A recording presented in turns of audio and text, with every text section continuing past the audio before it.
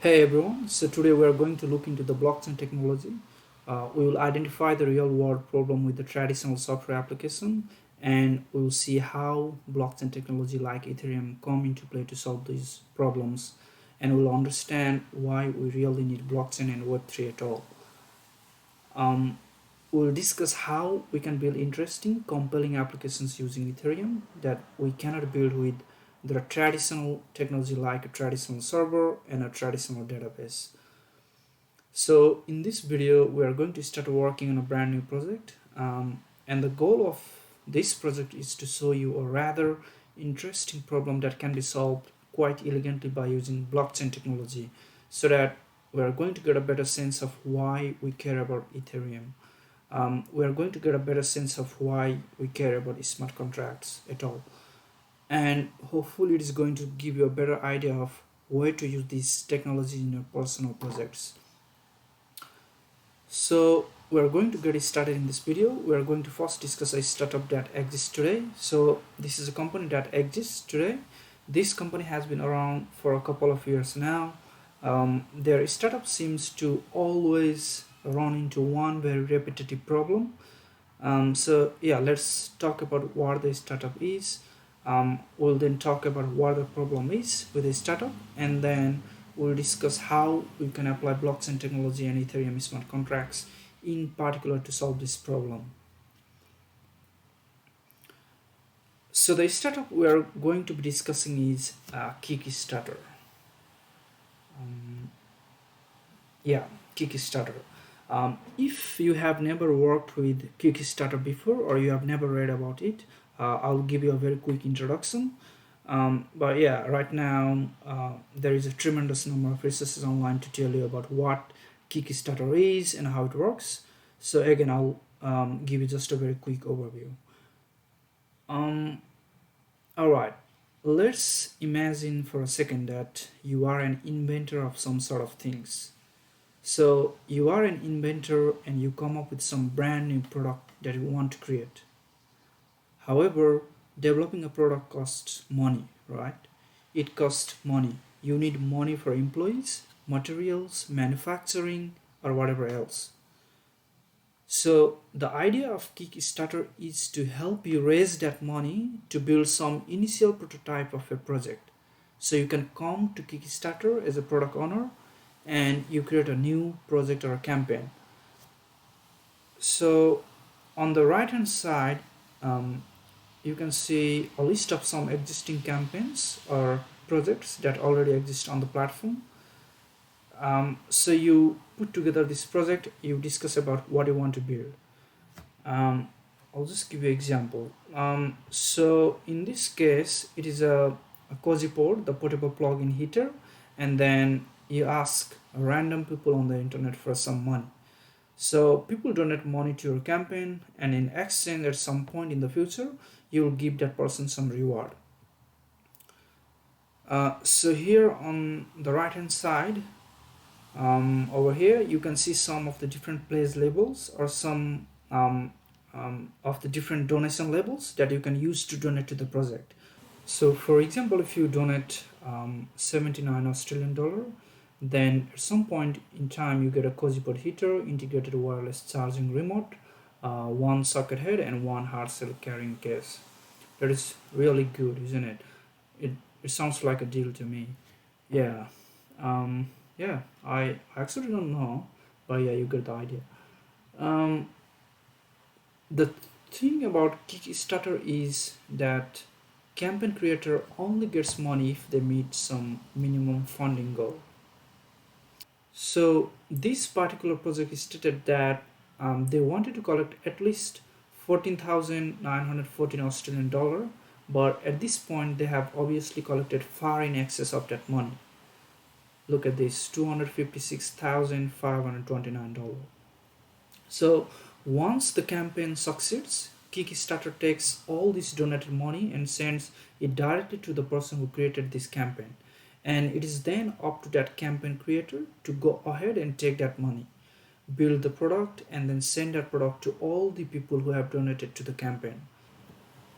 So yeah, that sounds like a great system, right? Some people need money to build their product. Maybe they can't raise or get financing for building their product, so they come to Kickstarter instead.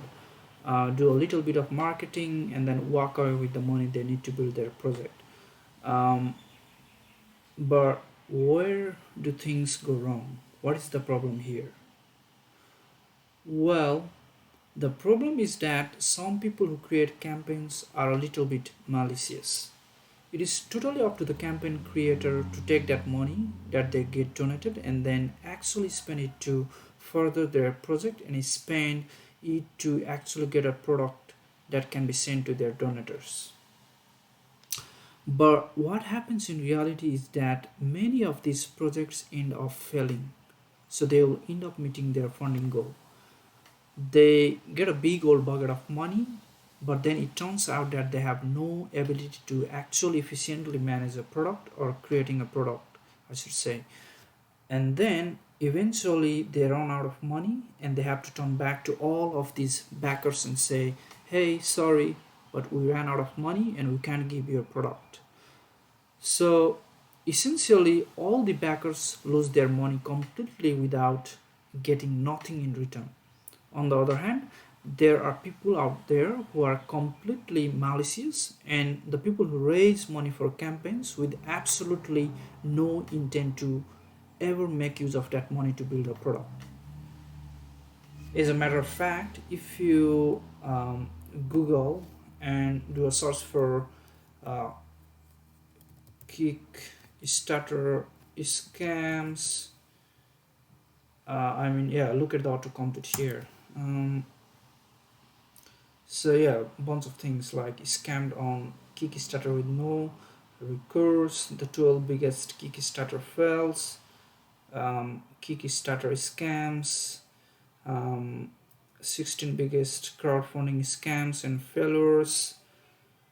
And yeah, clearly this is a very repetitive problem that happens quite a bit on the platform.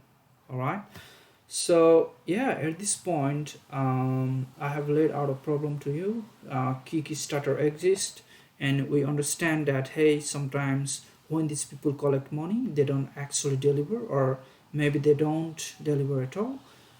Maybe they just completely run off with all the money.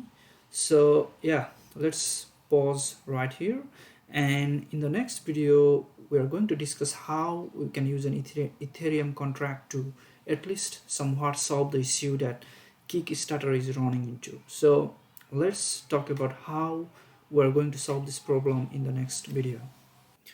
In the last video, we spoke about the startup Kickstarter, and we also discussed one of the big issues that they have today. In an ideal world, anyone starting up a project on Kickstarter will collect some amount of money from some contributors. All that money gets sent to the project manager, or essentially the idea person, the person who is going to make this thing happen. In an ideal world, that project manager would then take that money and maybe send it off to some vendors, right? They are not going to build, say, plastic casings themselves. So maybe this idea person is going to work with some outside vendors to get these basic parts put together, and then the IT person is going to work with some will then assemble those parts into finished product. So this is just for example. Let's just imagine that every Kickstarter campaign works with some number of external vendors. At the end of the day, they are collecting money for something, right? They have got to be spending the money on something.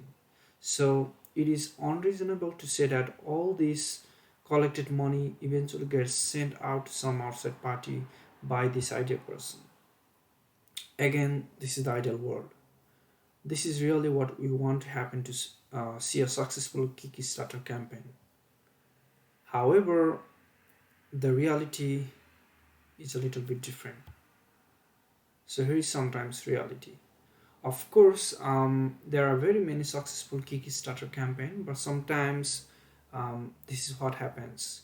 We get all these contributors, they send money to the idea person, and then unfortunately that money ends up in some private bank account, which is instead going to supply a vacation and a brand new BMW or whatever.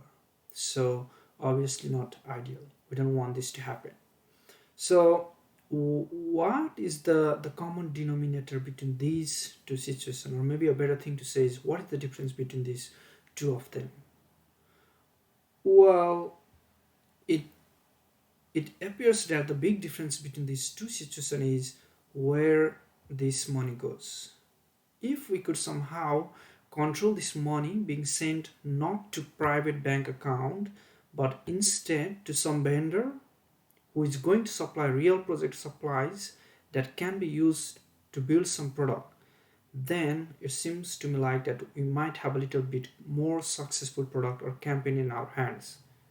That is going to be the exact goal of the contract that we are going to design.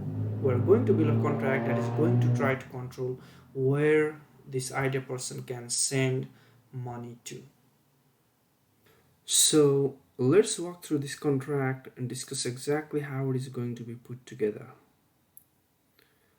Alright, so we're going to walk through a couple of diagrams. We're going to start off with this very basic diagram. So at a very low level, we're going to say that contributors to a campaign are no longer going to be sending money directly to some manager or idea person. Instead, these contributors are going to send money to an Ethereum contract. So this contract is going to have some amount of code that regulates who can receive money from the campaign. We can think this contract right here is representing the actual campaign.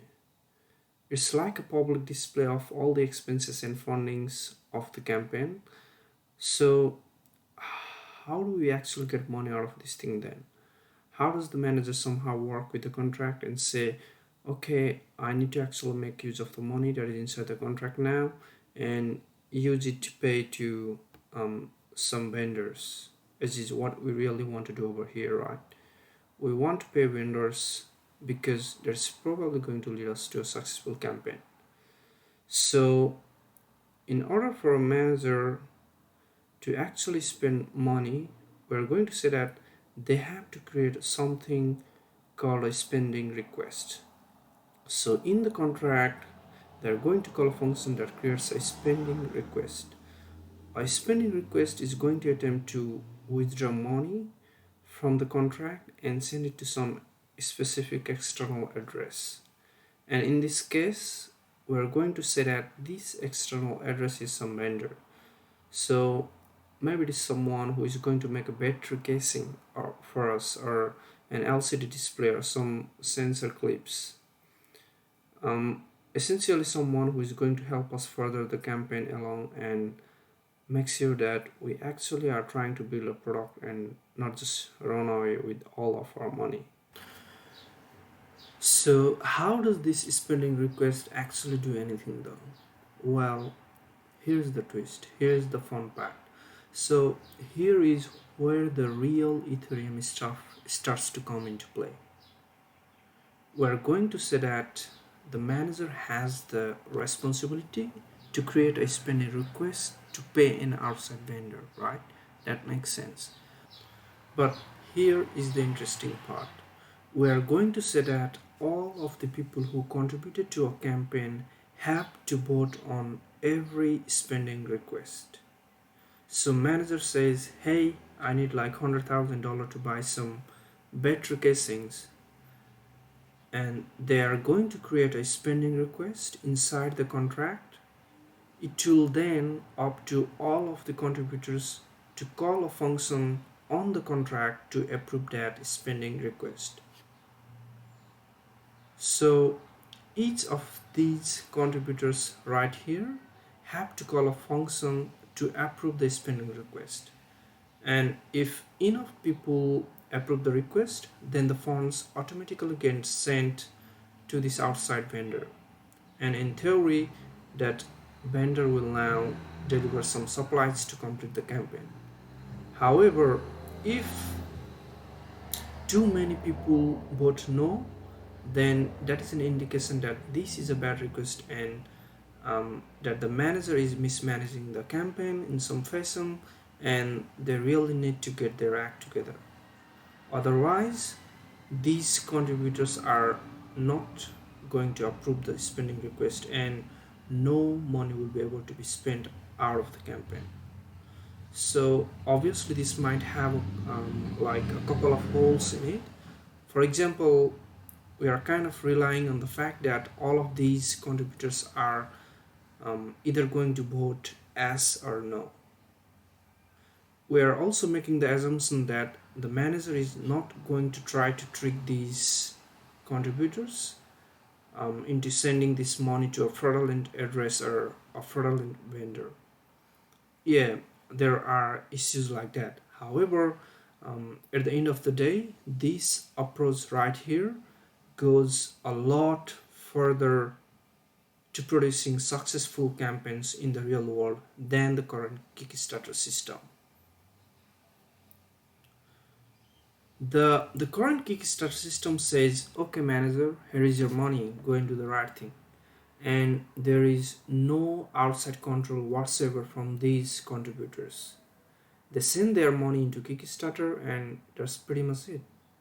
They wave goodbye and they can do not a single damn thing to influence the campaign whatsoever or make sure that it is being ran responsibly. So with this type of approach, by using an Ethereum contract, at least these contributors have an idea of where their money is being sent to, and they have the ability to review this spending request before the money gets spent. So again, maybe it's not the perfect solution in the world, but at least gives a lot more power to these contributors than they would otherwise have. Alright, so that is pretty much it. That is our solution. Well, it is not enough just to talk about this. We're actually going to build this one. So in case it is not clear, we're going to build this contract, we're going to build this thing. It is going to have all the functionality that I just discussed, and then we're going to put together a fantastic looking front-end application to sit in front of all of this. And at the end of the day, we're going to have a system that very closely approximates how Kickstarter behaves. So this is going to be just an exceptionally exciting project. I can't tell you how excited I am to get started on it. So let's pause right now. We're going to come back to the next video and we're going to start writing some code to build this Kickstarter clone. So I'll see you in the next one.